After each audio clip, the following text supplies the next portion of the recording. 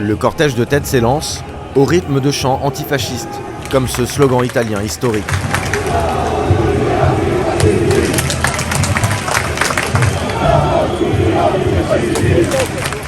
Mais ce qui fédère tous les membres du bloc, c'est la lutte contre le capitalisme.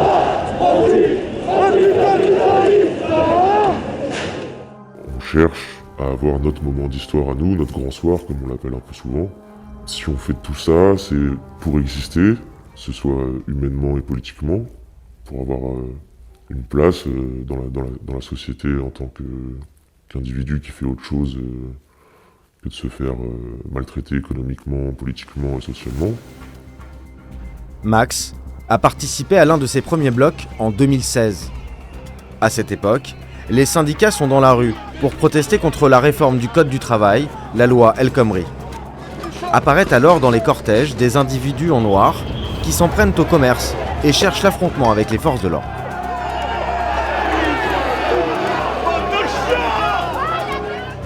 Autour du quinquennat de François Hollande, il y a eu une vraie déception qui a été vécue comme une trahison par beaucoup de gens à gauche.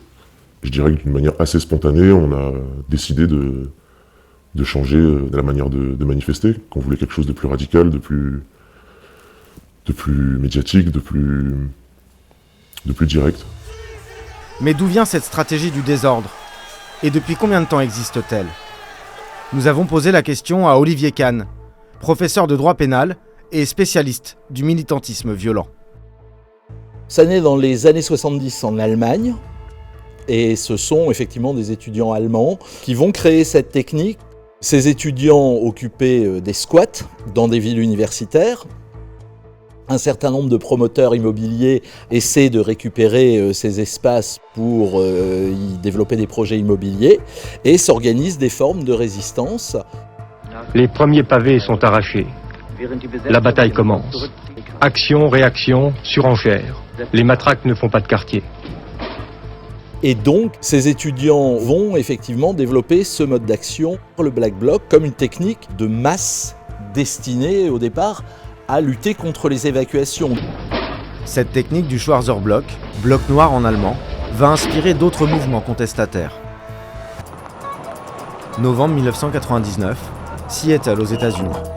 L'Organisation mondiale du commerce organise une conférence internationale. Parmi les 40 000 manifestants venus s'y opposer, émerge un Black Bloc.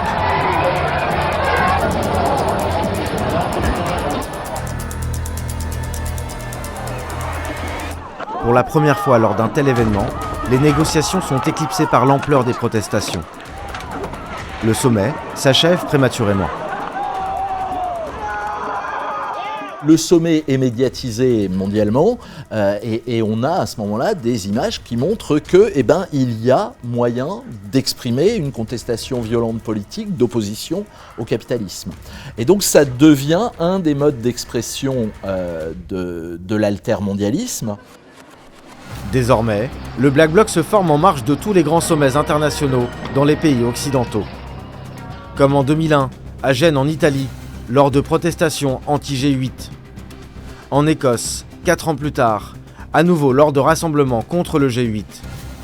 Ou à Vichy en 2008, en marge d'un sommet européen sur l'immigration.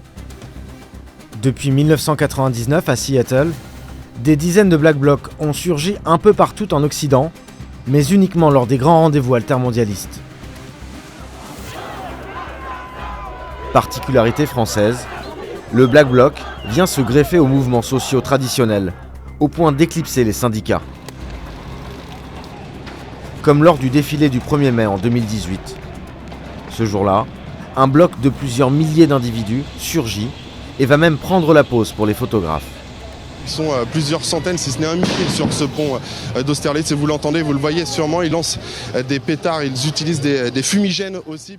Vous avez toute la symbolique, donc tous les gens en noir, avec les bâches de protection plastique destinées à résister à d'éventuelles charges, mais surtout au canon à eau de la préfecture. Et puis toute l'ironie moqueuse qui accompagne ce genre d'activisme, puisque vous avez au centre de la manifestation une banderole. Cette fois-ci, on s'est organisé, donc sous-entendu, arrêtez de raconter n'importe quoi sur le Black Bloc, ça y est, vous en vouliez, on vous en donne un.